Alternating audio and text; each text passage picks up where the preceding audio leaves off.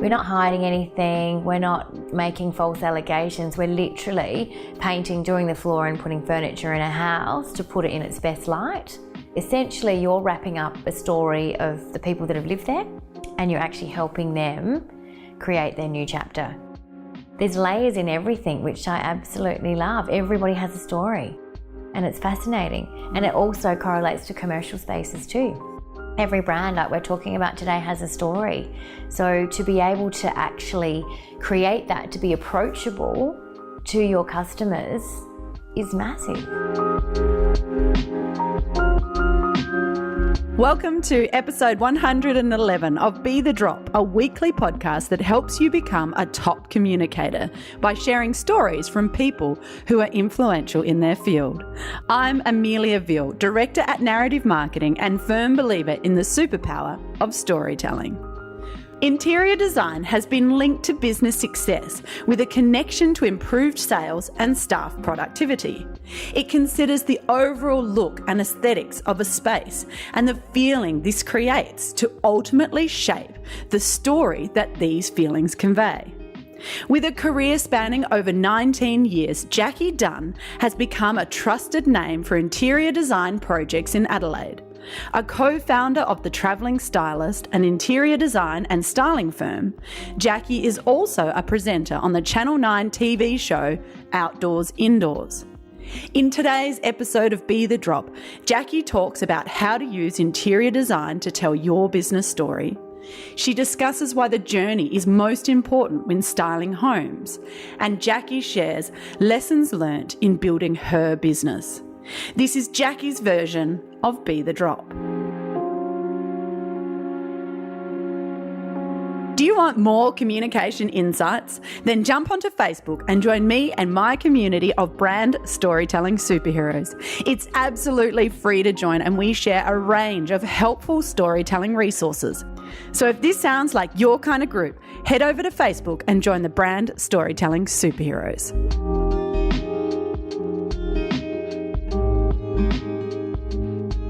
Jacqui, it's so exciting to have you joining me for our next episode of Be The Drop. Thank you, Amelia. Thank you so much for having me. I'm really excited to be here. To get us started, you've got your item of significance, and that's something that tells us a little bit about your business journey and connects you with your community. I do, very much. My chosen item is my business card, and my business is called The Travelling Stylist. And as you can see from the card, it's relatively neutral. The brand is black and white and the font is a familiar font that people recognise. So it is approachable and also relatively neutral. So this allows our brand to sit alongside our clients. So you may be wondering what the Travelling Stylist is. It actually is an interior design firm where we specialise in residential and commercial interior design, as well as pre-sale styling and preparation. In the design world, there can be many elements and perceptions of design, interior decoration, styling. However, the black and white, we believe, sits alongside our clients and helps tell their story. And so can you explain a little bit more to me about this journey of yours in interior styling and creating branding, representations and telling stories through interior design? How does that work? Oh, yes, this excites me very much.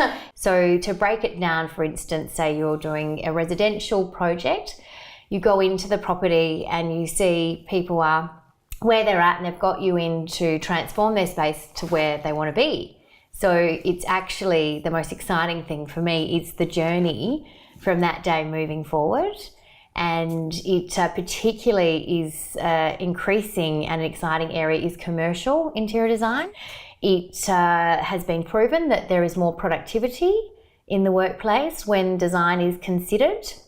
And also for the actual brand, you really want your customers or clients, when they walk through that door, straight away to connect with you and your brand. And that doesn't mean plastering your name all over everything. It's the aesthetic, it's the feel. So by that, I mean the look of the furniture, the paint colour, the floor rug, what it's made out of, the positioning, how it's all brought together creates a feeling. And it's really important to me that a space has a feeling, because a feeling essentially tells a story. Absolutely. I'm really interested to know, along this journey, coming to this point where, you've now got the traveling stylist, if you could share a story with me about something, a moment that you had, an aha, some sort of pivotal moment that's really got you to this place now, or something that really stands out as a significant lesson you've learned along the way. There's probably more than one. The first one is absolute belief, and belief in yourself and trusting your gut. Really, to be honest with you, my gut has definitely enabled me to achieve what I've needed and want to achieve. Pretty much so. What was it that really helped you develop that? Well, really, it is trusting the process. You do it a few times, you trust the process, and you go, oh, yeah, okay. And so you learn from that experience.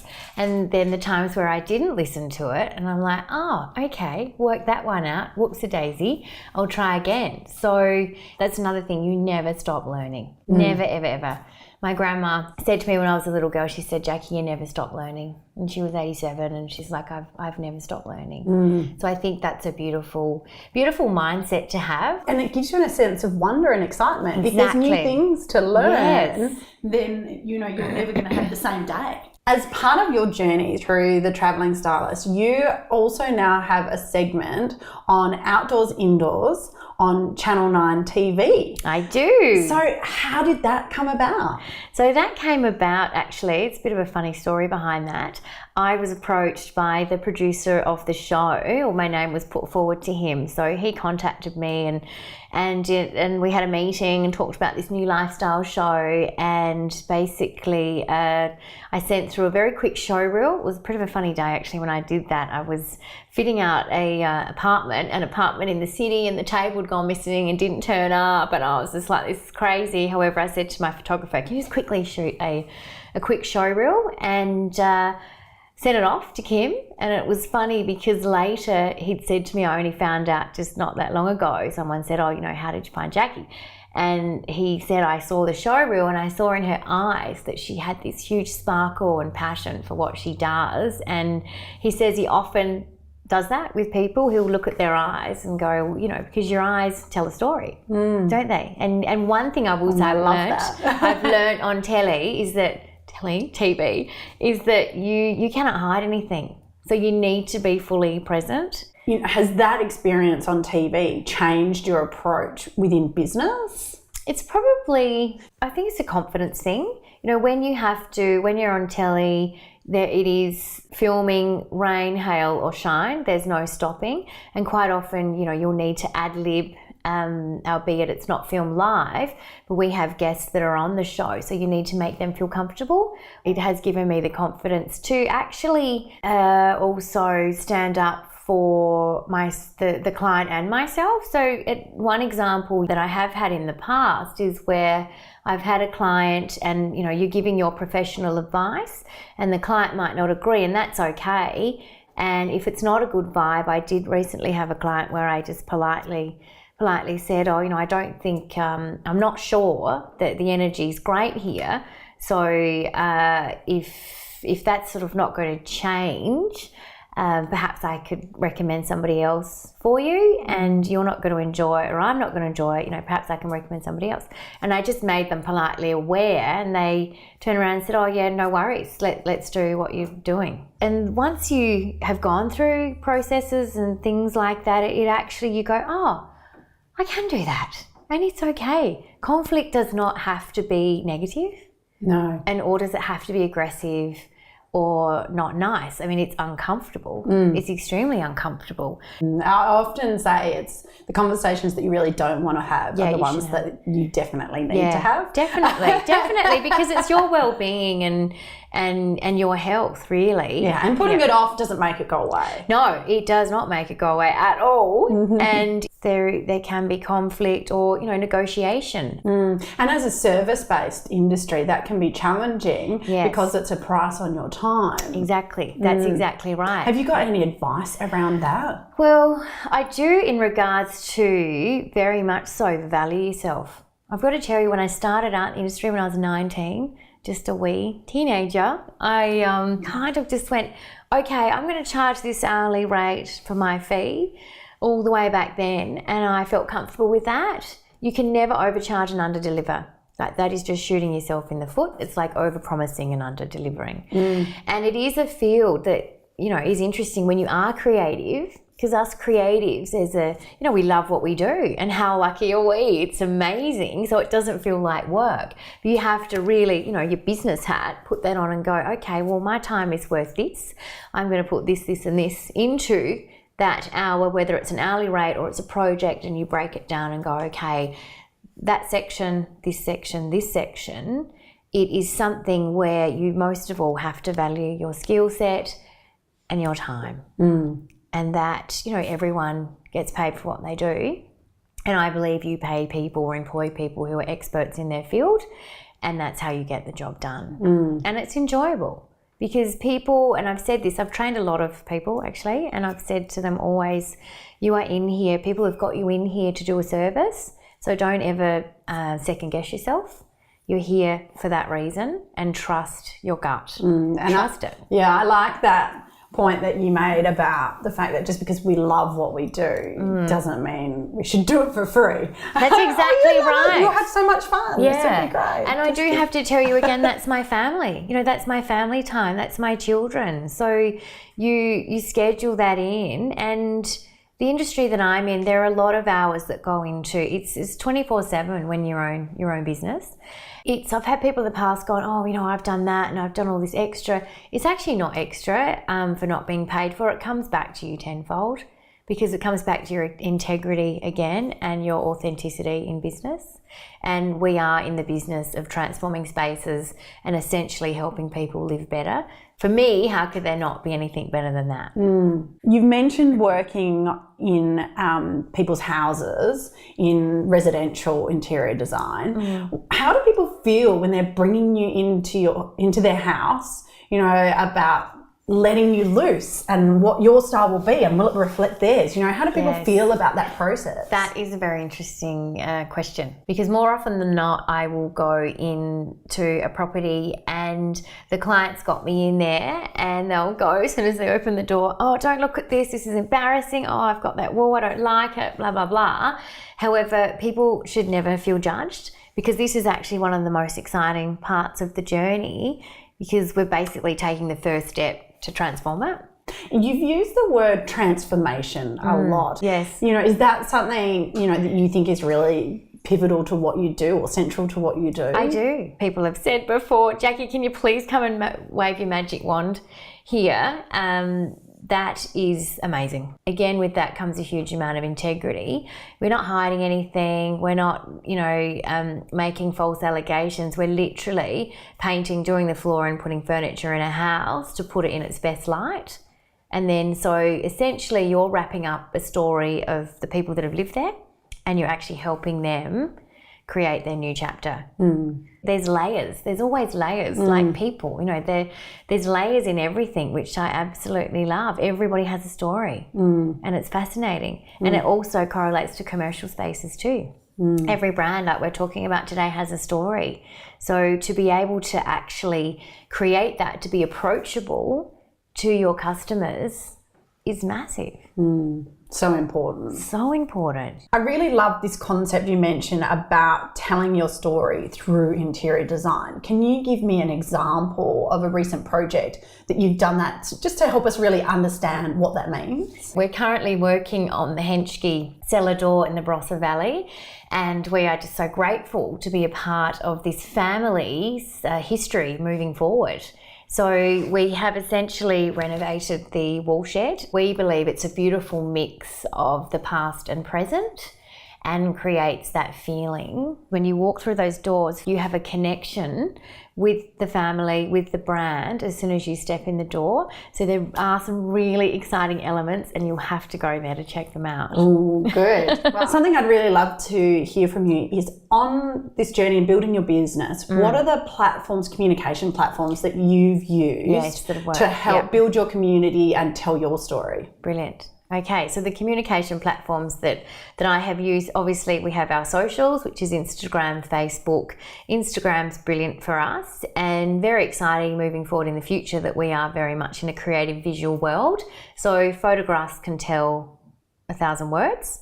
I like to, with our photographs, give people a snippet of the actual space or the room or what have you. So you can go, oh, what's that? Recently we did a project in the southeast where we had some bar stools that were powder coated pink and the whole kitchen was white and marble. Those pink chairs, pink bar stools created so much interaction because it was happy. It looked happy. You know, people were just, it caught their eye. Word of mouth is big. Word of mouth is big for us. I really do believe that you do a good job. You respect the process. You're considered with the process. That has a flow-on effect. So the TV show, how did that fit in the building of your business? Has that helped with a profile? You know, is that... I'd say it's helped with a profile of me, of who I am. It really is for me and for the show, and for everybody on the show, it's a platform for the community to access information, things they might not have known, know where to go when they need certain things. Yeah, pretty much that. And I suppose that builds your credibility and trust and relationships. Yeah, thank you. Thank you so much. And that, obviously, you know, this is what I do. So I thoroughly enjoy talking about it. Yeah. And I thoroughly enjoy guiding people. There's been also, I think, in the industry, when I first started, I was 19 and I'll never forget going to Sydney to a trade show, and I was one of the youngest designers by far at an event we went to. And I knew who the other designers were. They were all older than me, and I thought it was rather interesting. No one would really have a conversation with me about the industry and sort of talk about information and what have you. And it sort of always stuck with me, and I turned that into a positive, and I vowed to myself that I would never treat any up-and-coming people like that, and I share information, and when I have done that, it has come back to me tenfold. So it's nice to collaborate. I don't think you have to grab everything and hold it as close to your chest as possible. No. That's how you're going to grow from that. And there's so much space for so many different ways of doing things and different people and different relationships. It seems crazy to try and control it all. Oh, exactly. It's not going to work anyway. Look, I can tell you, in this industry, there is no control. No. It is not, you know, I think a controlling belief is a limiting belief. Absolutely. Oh, well, thank you so much, Jacqui, for, you know, sharing your insights with us today. In conclusion, though, could you share with us Jacqui's Be the Drop tip? So that's your top tip for being influential in your communication. Okay, well, my biggest tip is believe in yourself, back yourself, because if you don't back yourself, nobody else will. Thank you so much. You're welcome. Thanks for having me. Thanks for joining me for another episode of Be the Drop. Don't forget to subscribe in order to ensure you never miss out on one of our weekly episodes. Be the Drop is produced by Narrative Marketing, where we believe that stories connect individuals and that powerful storytelling can positively impact the world. To unleash your storytelling superpower, visit narrativemarketing.com.au or check out our social links in the show notes. To contact me directly with any specific comments you have, you can email me via amelia@narrativemarketing.com.au. And don't forget that whilst a task or challenge may seem overwhelming, a waterfall begins with one drop, and look what comes from that.